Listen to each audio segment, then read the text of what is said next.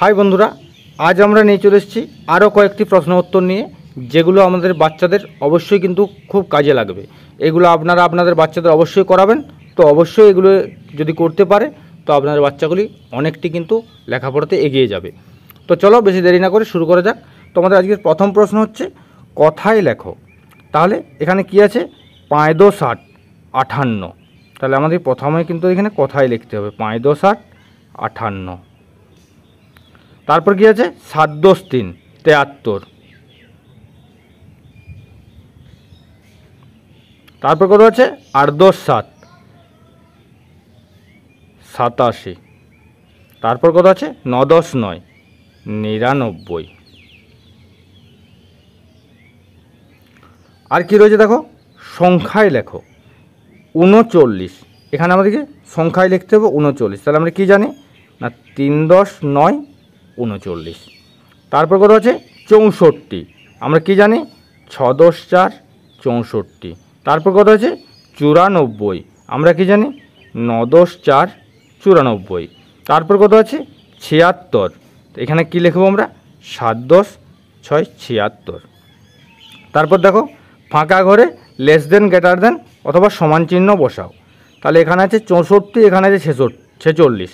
তাহলে এখানে বড়কে বড় হচ্ছে 64। তাহলে আমি সবসময় বলছি বড়োর দিকে ফাঁকা থাকবে। তারপর কত রয়েছে? 87। এখানেও 87। তাহলে দুটো সমান, আমরা সমান চিহ্ন বসাবো। দেখো এখানে কত রয়েছে? 49 আর এখানে 39। তাহলে এখানে 49 বড়, তাহলে বড়োর দিকে ফাঁকাটা থাকবে। তারপর কত আছে? এধারে 18, এধারে 28। তাহলে বড়োর দিকে ফাঁকাটি থাকবে। তারপর দেখো কি বলেছে? সঠিক উত্তরের পাশে ঠিক চিহ্ন দাও। এক অঙ্কের সংখ্যা আছে, কয়টি এক অঙ্কের সংখ্যা রয়েছে? দেখো এক অঙ্কের সংখ্যা যদি বলা হয় সেক্ষেত্রে আমরা কি কিন্তু বলতে পারি যে 0 থেকে আমরা আরম্ভ করে 10 পর্যন্ত বলতে পারি, 9 পর্যন্ত। তাহলে 10টি সংখ্যা হবে।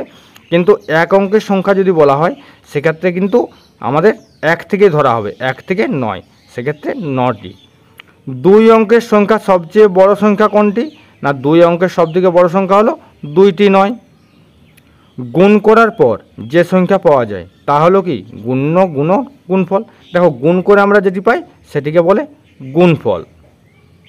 কোনো সংখ্যার সঙ্গে 0 যোগ করলে সংখ্যাটি বাড়ে, কমে না একই থাকে?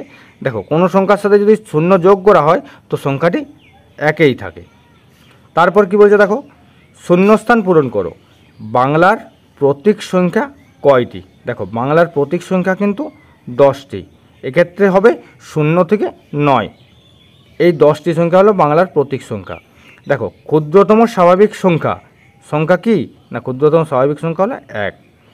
তারপর কি বলছে দেখো, কোনো সংখ্যা থেকে 0 বিয়োগ করলে বিয়োগফল ড্যাশ হবে। দেখো তোমার কাছে ধরো 5টি আম আছে, তুমি যদি 0টি আম কাউকে দাও তোমার কাছে কটি রইবে? 5টি পড়ে রইবে। তাহলে সেই হিসাবে কোনো সংখ্যা থেকে 0 বিয়োগ করলে বিয়োগফল একই রয়ে যাবে। এই একই কিন্তু এক সংখ্যা ভেবো না, ঠিক আছে? তারপর দেখো 9 গুণিত ড্যাশ 54। তাহলে আমরা যদি 9-এর ঘর নামটা জানি তাহলে কিন্তু আমরা জেনে যাব 9 6 54। তারপর কি বলছে দেখো, এখানে যোগ দিয়েছে, হাতে রাখা যোগ। এক্ষেত্রে দেখো কি হবে? দেখো 8 যোগ, দেখো প্রথমে আছে 2 10 4 24, 4 10 5 45, 6 10 8 68। তাহলে এখানে আমাদের যোগ করতে হবে 8, 8 সাথে 5 যোগ 8 9 10 11 12 13। তারপর আবার 4 যোগ 14 15 16 17। তাহলে 17-এর আমরা 7 নামাবো, হাতে রইল আমাদের 1। তাহলে সেই একটা এসে যোগ হবে 6-এর সাথে, 6 আর 1 7, 7-এর পর থেকে 4 যোগ 8 9 10 11, 11-এর সাথে আবার 2 যোগ 12 13। তাহলে আমরা এখানে লিখতে পারি 13। ঠিক তেমনি দেখো এখানে কি বলেছে, 4 10 6 46 আর নিচে বিযুক্ত বা বিয়োগ 3 10 7 37। তাহলে দেখো এখানে 7, উপরে নিচে হচ্ছে বড় সংখ্যা, উপরে ছোট সংখ্যা। তাহলে এখানে আমাদের ধরে নিতে হবে এটা 16। তাহলে দেখো 7-এর থেকে 16 ধরবো, 7 8 9 10 11 12 13 14 15 16। তাহলে কত পাচ্ছি আমরা? এটা হচ্ছে 9-এর ঘাট। তাহলে এখানে আমরা 9 পেলাম। হাতে রইল 1, আমরা 1 হাতে রাখলাম। সে একটা এটার সাথে যোগ হবে, তাহলে 3-এর সাথে 1 যোগ 4 আর উপরেও 4 মিলে গেল 0, সরি, তাহলে মিলে গেল 0। তেমনি দেখো এখানে একটি গুণ দিয়েছে, দেখো 9-এর সাথে 5 গুণ, 5 9 45, তাহলে 45-এর 5 হাতে রইল 4, 4 9 36, 36 আর 4 40।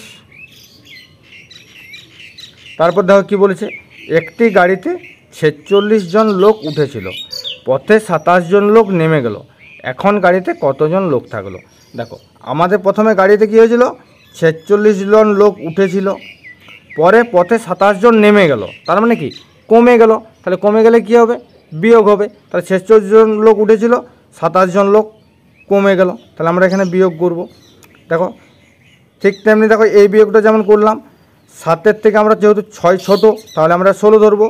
7 কত দিতে 16, 8 9 10 11 12 13 14 15 16, 9 দিতে হাতে রইল 1, তাহলে 2 এর সাথে 1 যোগ 3, 3 কত দিতে 4, 3 আর 1 4, তাহলে 1, তাহলে 19।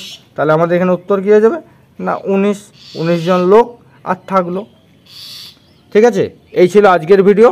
তো চলো এখানে এই পর্যন্তই, দেখা হচ্ছে আরও পরবর্তী ভিডিওতে। ততক্ষণ সবাই ভালো থেকো, সুস্থ থেকো।